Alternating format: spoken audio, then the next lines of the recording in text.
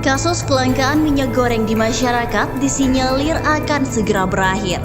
Hal itu diungkapkan oleh Kementerian Perdagangan setelah pihaknya dengan tegas mengatakan bahwa hari Senin akan mengungkapkan mafia di balik kelangkaan minyak goreng. Pernyataan tersebut dilontarkan saat melakukan rapat kerja dengan Komisi 6 DPR. Sebelum itu, saat rapat, pihak Komisi 6 DPR menyatakan sudah tidak lagi percaya dengan pembicaraan yang disampaikan oleh Kemendak.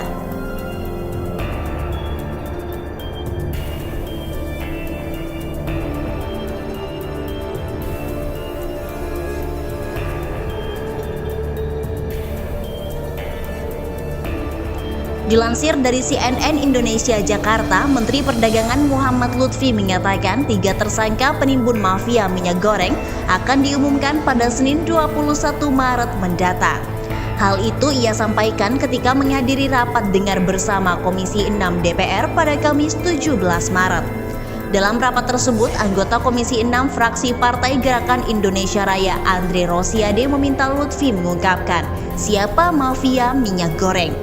Ia juga mempertanyakan apa langkah yang akan diambil Kementerian Perdagangan atau Kemendak untuk mengatasi keberadaan mafia. Selain itu, Andre menyebut mahalnya minyak goreng menunjukkan bahwa pemerintah kalah dengan para oknum tidak bertanggung jawab tersebut. Seharusnya Bapak tegas, apa jaminan untuk kita karungin itu mereka? Rakyat butuh keadilan, ujarnya. Menanggapi hal tersebut, Lutfi menyampaikan pihaknya sudah mengantongi nama calon tersangka yang penimbun minyak goreng. Aparat kepolisian akan mengumumkannya pada Senin 21 Maret. Saya nggak mau sebutin namanya karena ini kan asas praduga tidak bersalah.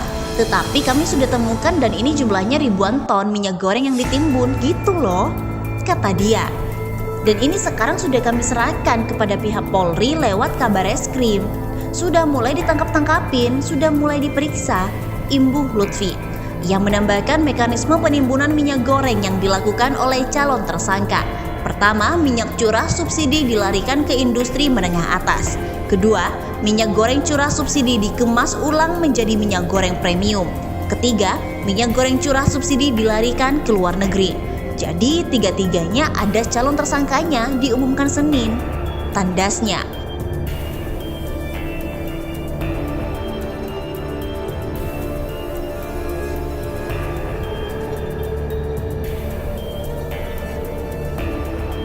Selain itu diberitakan secara terpisah oleh Kompas.com, Menteri Perdagangan atau Mendak Muhammad Lutfi menunjukkan foto kwitansi sebagai bukti dugaan adanya mafia minyak goreng. Kwitansi itu ditunjukkan di hadapan anggota Komisi 6 DPR. Mendak menyatakan pihaknya bersama kepolisian telah menemukan salah satu terduga mafia minyak goreng. Kalau minyak goreng kan sopirnya itu tangannya berminyak kan, tapi ini bisa mengeluarkan bon dan itu bonnya bersih, putih. Ujarnya saat rapat kerja dengan DPR Komisi 6. Meski begitu, Mendak tidak menjelaskan lebih terperinci terkait kwitansi tersebut. Berdasarkan foto yang ditunjukkan Mendak, kwitansi itu atas nama Sadikin. Selain itu, tertera nominal 26.964.000 untuk pembayaran pelunasan minyak curah sebesar 2.520 kg dengan harga satuan 10.700 per kilogram. Tertera pula tempat dan tanggal kwitansi tersebut dibuat di Medan 9 Maret 2022. Kwitansi dibubuhkan materai 10.000 dan ditandatangani serta distempel bertuliskan nama perusahaan.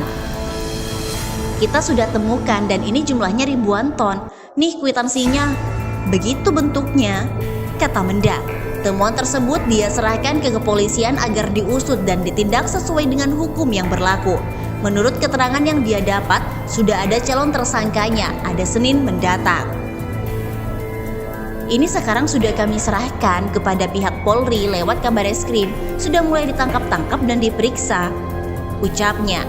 Temuan Mendak tersebut rencananya akan kembali dibahas saat rapat kerja berikutnya dengan Komisi 6 DPR. Sebelumnya, Mendak meyakini adanya kebocoran pasokan minyak goreng ke industri atau ke luar negeri yang dilakukan oleh mafia-mafia minyak goreng. Ada orang-orang yang tidak sepatutnya mendapatkan hasil dari minyak goreng ini.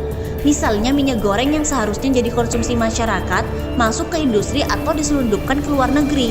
Jadi di sini saya bilang, mafia yang mesti kita berantas bersama, ujarnya.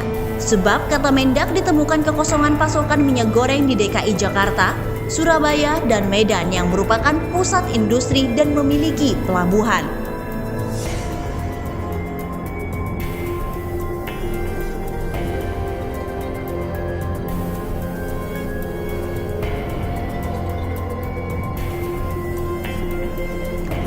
Selain itu diberitakan secara terpisah oleh Demokrasi.id, anggota Komisi 6 DPR RI Lutfi Anam menjelaskan berbagai saran dan keluhan kepada Menteri Perdagangan Muhammad Lutfi. Bahkan pihaknya menyebut tidak lagi percaya dengan semua paparan Lutfi.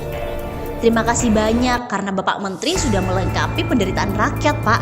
2 tahun kemarin dihantam pandemi COVID-19, baru mau berdiri tiba-tiba disikat masalah komoditas ini. Pada kesempatan ini, panjang lebar tadi Pak Menteri menyampaikan A sampai Z, kita sudah tidak percaya.